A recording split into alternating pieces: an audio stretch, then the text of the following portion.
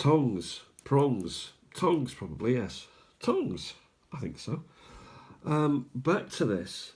I've been sorting them out, as you can see. And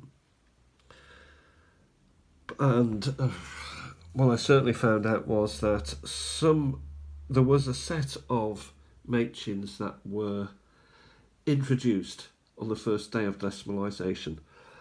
I have some, but certainly not all. And they only actually go up to a certain denomination anyway, which isn't that high. And then they introduced more expensive stamps after. But as I was going along, I came upon this here, and I mentioned the name before. It is the person who had all these stamps. They were sent to her, home and abroad, from all overseas. I was a little bit interested because they've come into my possession. And I was interested to know who Margaret Whitnall OBSP is. Now, unfortunately, she presumably has been ripping off the stamps as she's received them. So I don't get the full address. But with the power of AI and the internet, and not a particularly common name, I thought I'd look it up and see what I could find. One clue was this was in her collection. So, I was surprised really to find out the only reference to her I could find out. First thing is I couldn't find out what OBSP meant. I suspect it's a religious organisation, or it could be some medical qualification that she had. She may have been a doctor, but there was very little information you could find about her apart from notice of her death. So what I've done is I've written on this card.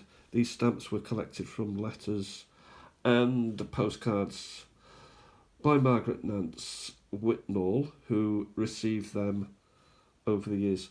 M. Whitnall lived from 1931 to 2025. She was buried in Blacon, near Chester. She was a woman of Cheshire. And I'm not going to pretend for 1 minute that these stamps are mine. These are her stamps, and I will look after them, and I can't promise to put them in proper order. I am sorry. But what I will do is I'll keep them nice and safe. You see, there's some here from there's no old ones. There's no old. But of course she's not that old anyway. So she is, yes. 1931, but by the time she started to collect them, maybe. And this may just be a fraction of what she collected. Because if she's collecting these, then it suggests really that there is a lot more out there that she may have collected.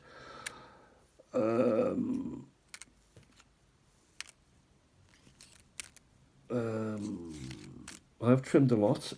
There was no information that I trimmed off them. There were, of course, there were some. That's a thought, isn't it? There were those cancels, special cancels. Was there extra information on that? I don't think there was. But I'll recheck that later, maybe. What you tend to get on them is where they're sent from rather than from where they're received. See, there's a little bit of writing there at the bottom.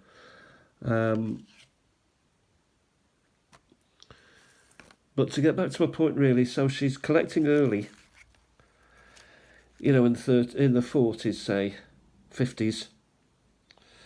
And then, possibly then we go on to the Wildings. um,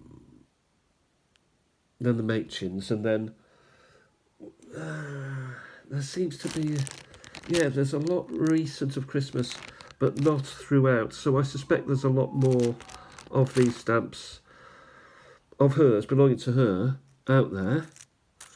Maybe I was just fortunate to pick up, maybe there were other bags that went, maybe they sold like hotcakes. I don't know. I don't think so. But also we have a lot of overseas. So as people were going overseas, they must have known that, they knew, didn't they, that she was a collector, and therefore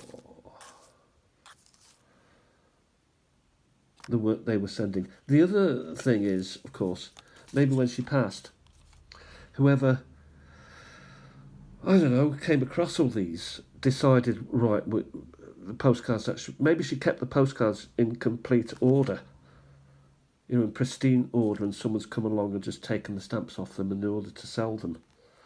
That would be a tragedy, really. But you can see that Era there and France is prominent. That would be a bit of a tragedy, really, if that happened. Ardèche, I saw that the other day. I think it was with the. So here we have it again. It could have been her, of course. I'm not saying it wasn't her. I'm not saying it wasn't one of her friends. I believe she died in a nursing home because she was quite an age, 1931 to 1925. That's quite an age, isn't it? And of course, maybe if she moved into the home, she couldn't take her full collection with her. I don't know. I'm just guessing here. But what is important? It's important to me, anyway. And I think it is important to stamp collectors generally. We are into preservation at the end of the day, aren't we? Into collecting and into keeping and into remembering also. And I think, it's important that what has remained keeps, is kept. And with reference to her as well, rather than me, Right? There's been some care and attention given here to what she has collected. I mean, these here, these are happening. There's a few happening here, isn't there?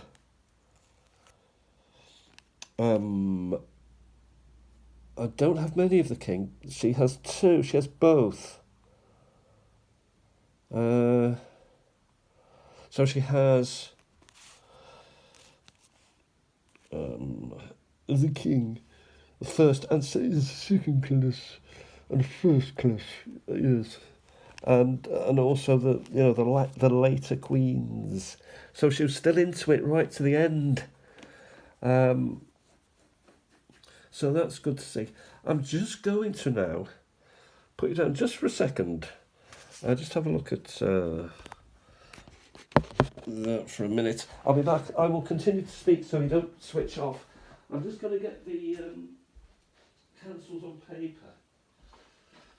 Now I've actually mounted the cancels on paper already before I decided, before I found that piece proper. So I haven't really refed it in that, but I will. I think from which are hers. I would say hers started here. Possibly. Yes, I think it's from last week. I think that's the first one I put up from her. So, I mean, what we've got here is someone who's actually cut out. She has cut out, or somebody has cut out that particular thing. Now, if it's just somebody who's reefing the stamps, who's reefing what they can out of the collection, I don't think they're doing that. So I think this is her work. So we're looking here, 8th of the 11th, 2024. And I'm also looking at a date here, 17th of the 4th, 25, which isn't that long ago. So these have come to me Actually, I don't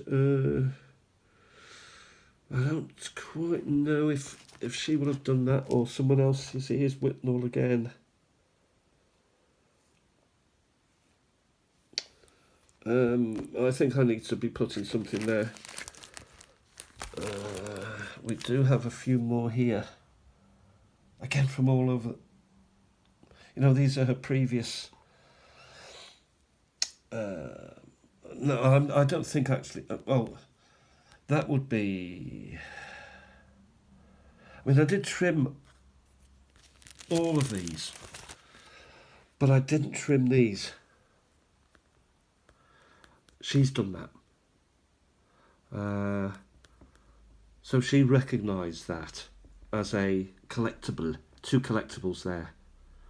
And I've sort of trimmed, not addresses or anything.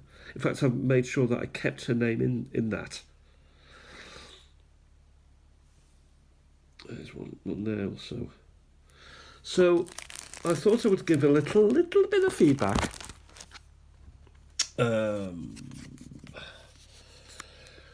We'll get this mounted up somehow.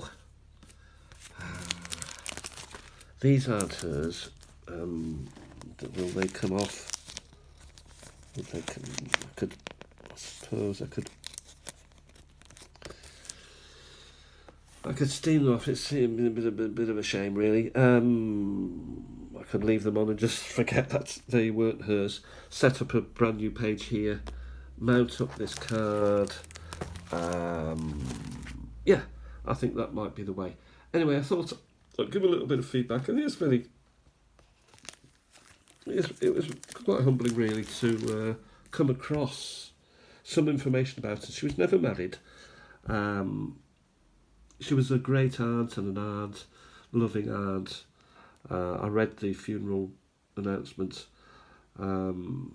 Yeah, there's little or no information about her, but I suspect that it was either religious or medical, or both. And I think she deserves really to make sure that these things are put out, not put out there, but, retained, maintained, loved, kept. That